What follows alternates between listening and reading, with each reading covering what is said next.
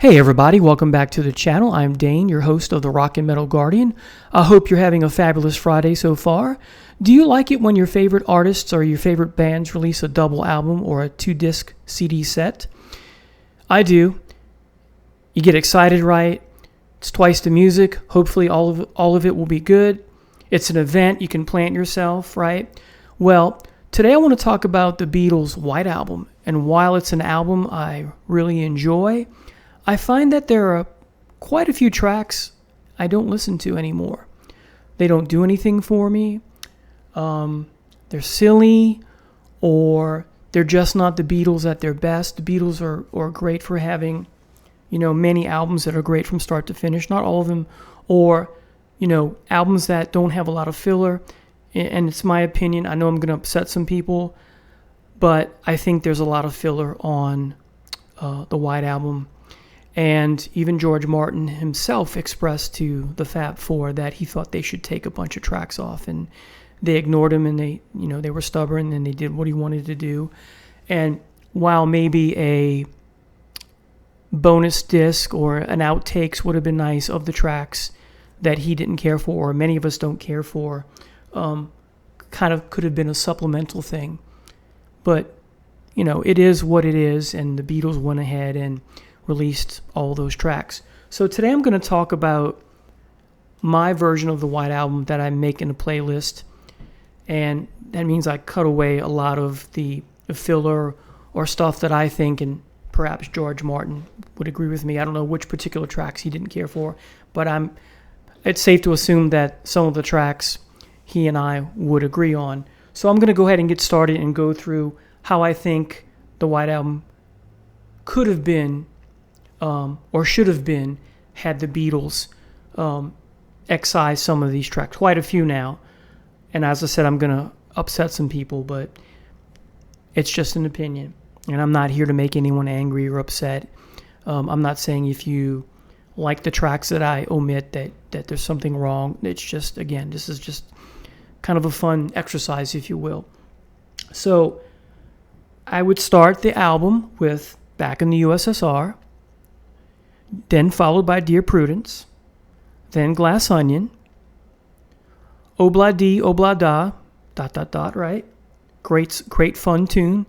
Then followed by my favorite song, While My Guitar Gently Weeps. So far, nothing's been excised yet.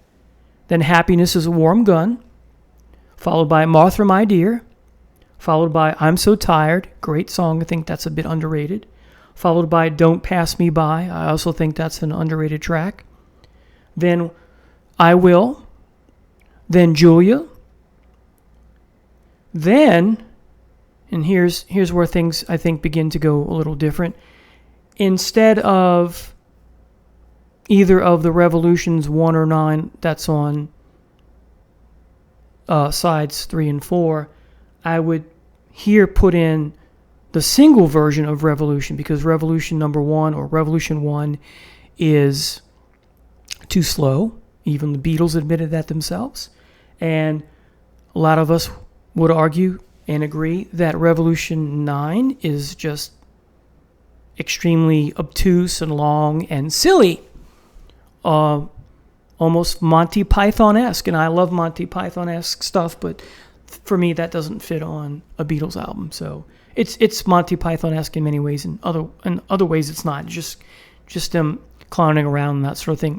Would make a great outtake, and as I said, maybe they could have released the White Album abridged and then released this as a bonus disc, kind of similar to the way there's that third disc you can get now of bonus tracks that didn't make it on Exile on Main Street. So, and you can get all 3 in one set, I still believe.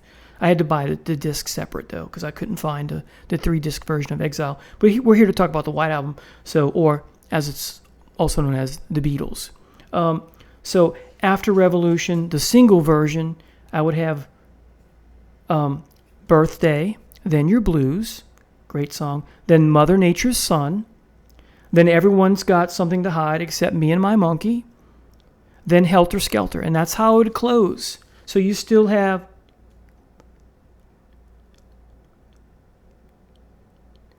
18 songs. That still might be long enough for a double album.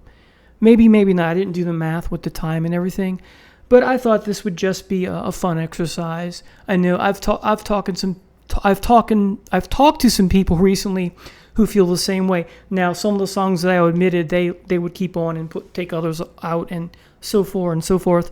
But I think this is how I listen to the White Album almost all the time now. Once in a while, I'll listen to the whole thing and make it a larger event, but there's just sometimes where I try to do that and I have to hit the skip button.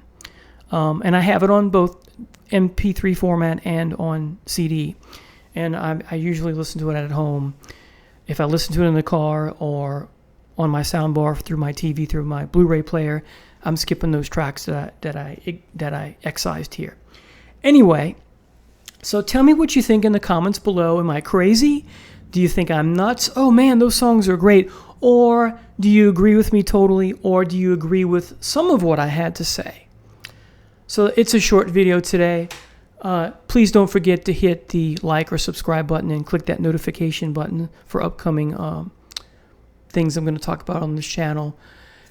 Don't forget the favorite part that I like is the comments. I don't ignore those, so place your comments, and I promise I will reply. Have a great day. Happy Friday again. Take care, everybody.